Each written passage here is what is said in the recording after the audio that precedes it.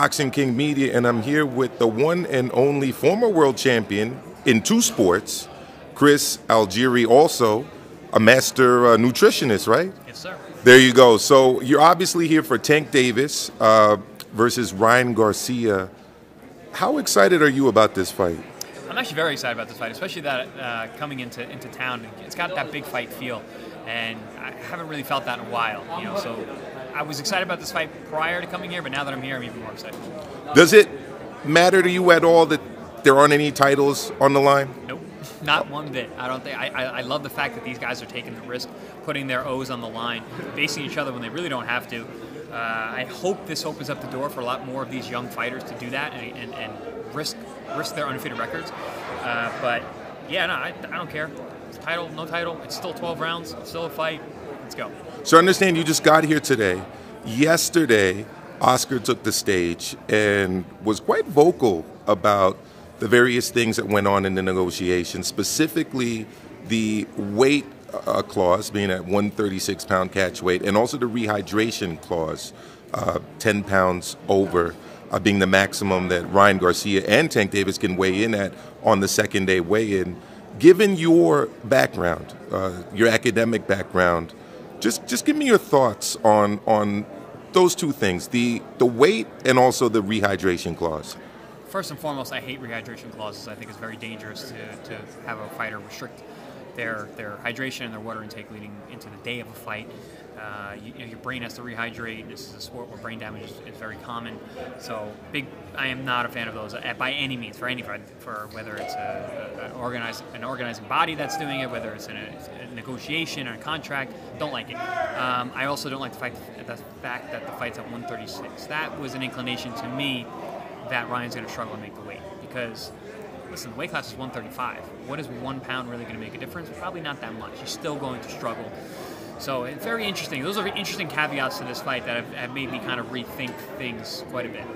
Now, if you were on Team Garcia and you were kind of managing the rehydration process, how would you do that? Would you kind of hydrate him up after the weigh-in and then kind of ask him to kind of restrict water intake the day after and then rehydrate again? How would you do it? I've done this with fighters before. Generally, that first meal, I won't restrict anything. I just let them rehydrate, get their fluids in, and usually start with a liquid meal anyway after the weigh-in. And then for dinner, just eat sensibly and just monitor your water intake for the rest of the night. A lot of it flushes through you as you're hydrating into the night, and then wake up a little bit before the second day weigh-in.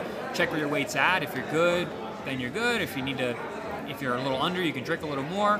If you're a little over, you can try and sweat off a little bit. But yeah, it adds another layer to fight day that it's difficult. It's interesting, right? Because I'm here thinking, well, what should he eat that first day after the weigh-in? Should he kind of restrict his carbs still? Should he not focus on that? How would you approach it? No, you should do what you normally do. Really, the difference is going to be, because honestly, after weigh-ins, it's not so much the food, it's more the liquid than anything, especially if you're really restricting in order to dehydrate yourself in order to make weight. So it's more fluid than food.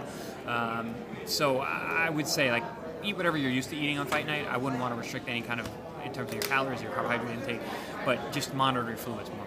You're someone who fought tall and was kind of usually a taller fighter at your weight classes. Yeah.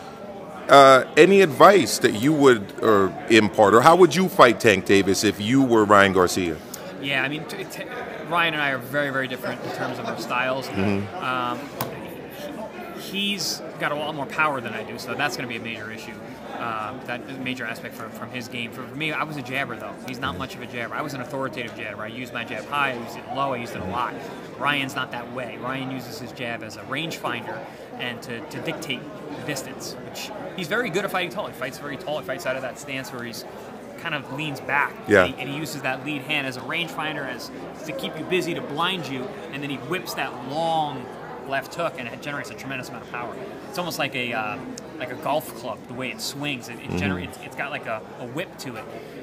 Generates a tremendous amount of power. So that would be where I think he's going to be looking. That's how I would think so too. Use that jab as a rangefinder and try and time Davis as he's trying to work his way in, because he is much, much shorter. And Ryan does have great timing and distance and judge of distance. That's really, I think, what's going to be on display from that side. So that was going to be kind of my tactical question there with the jab. If you're Ryan, you'd use more of a rangefinder jab than what you termed an authoritative jab, right? Yeah, it's not so much what I'm suggesting he should use, it's just from what I've seen what he does do. Yeah. Ryan's not really a boxer. He's not going to be moving around the ring using his jab. He hasn't really had to do that, and 12 rounds is a long time. And boxing is you use a tremendous amount of energy when you're moving and jabbing consistently. Ryan's a power puncher, he's a counter puncher, and he's, like I said, he's very good at judging range and his timing. That's where most of his knockouts come from. He catches guys with shots they don't see. So yeah, it's Ryan is a very particular style. It's very him. Yeah.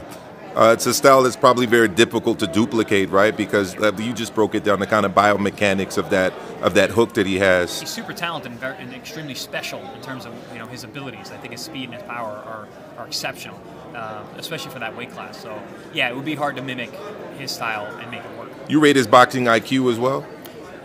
I rate his boxing IQ high. I do, because he's got that big amateur background. He's been around the sport forever. He's been in the toughest gyms around with great trainers, so I'm sure his IQ is up there. But I think Tank has a great boxing IQ too, and does not get credit for it. I see the things that he does in there. He has a very analytical mind. He's processing data as he's fighting and starting slow. Everyone thinks he's a slow starter. He builds. He's taking things in. He's a much smarter fighter than people give him credit for.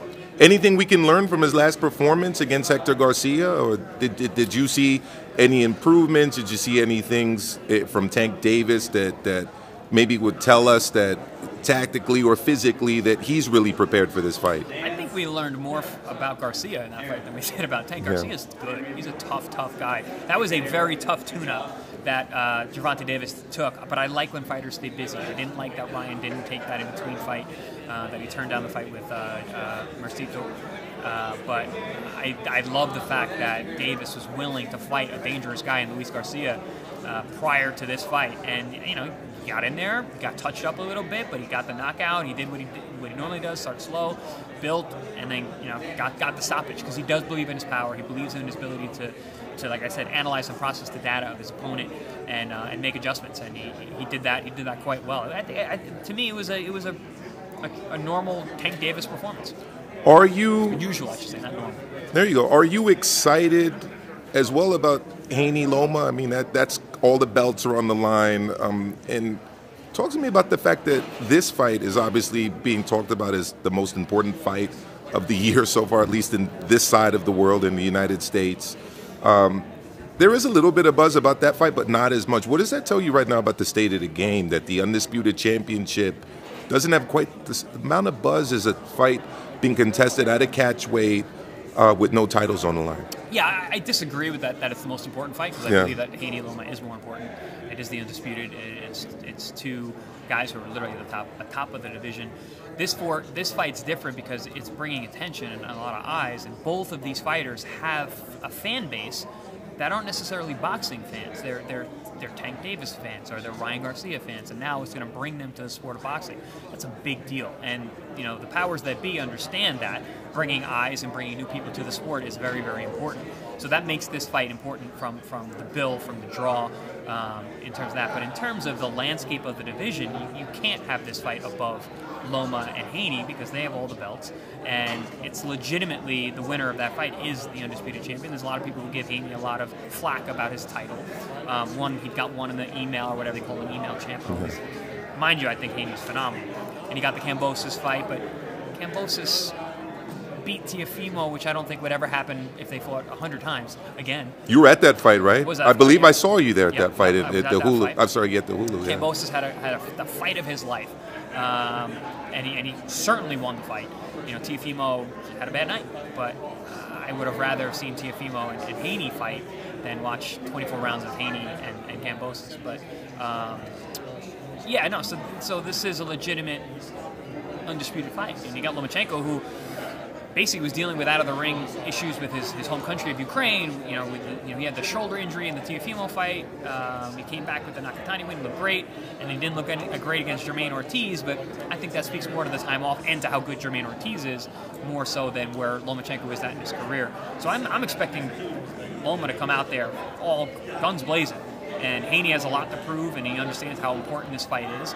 And I think real boxing fans understand how important that fight is as well. Did you have a chance to catch the Shakur Stevenson fight in Newark? Yes. Impressive performance. I think everyone can agree on that. Where do you think he's situated right now in the lightweight division? I think ultimately he's the best guy around. I think he's the guy.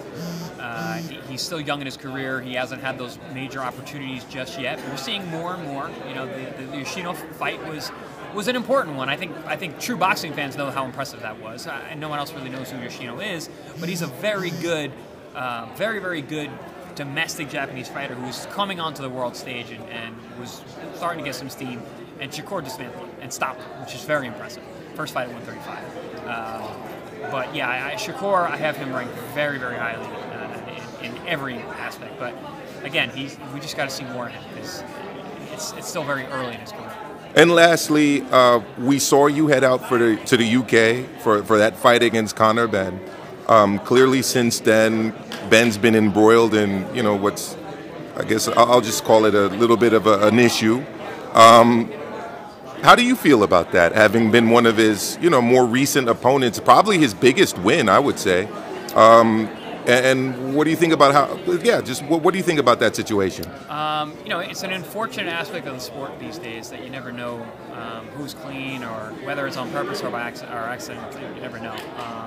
But it's tough. It's an unfortunate aspect of the sport today. Khan also just came out, another former opponent of mine. Yep. He failed a drug test, so I think this is going to come to light for fans at home to understand that a lot more guys are using PEDs than you would think, and it's just it's nothing new. It's not like a new aspect. It's just part of the sport. It's very unfortunate. And lastly, as someone with a nutrition background, who's obviously very into nutrition, fitness, health, wellness, speak to the value of that vis-a-vis the value of taking these performance-enhancing drugs. Yeah, I mean, listen, you're messing with nature. You're messing with your hormones. I always say that the human body is the most incredible creation, the most incredible machine known to history and anything in nature. We are hormonal machines. So when you start messing with those hormones, it's a dangerous thing to do for your health and your fitness. But a lot of guys will say, they will take risks, they'll take years off their life to be great. I understand that. Also, there's big dollar signs and O's and zeros on the end of those risks. So guys are weighing their lives to be great. But I guess we all are. It's boxing. It's a dangerous sport. So yeah, I mean, there's a lot of ways to think about it. But yeah, I would just for any young guys listening, man, it ain't worth it. You don't need to. I did it clean. There you go. Thank you, Chris, on behalf of me, Maestro, and Boxing King Media. I really appreciate it. And good luck at the fights. Well, enjoy the fights tomorrow. Yeah, no more luck needed for me in fights. There you go. Thank you so much.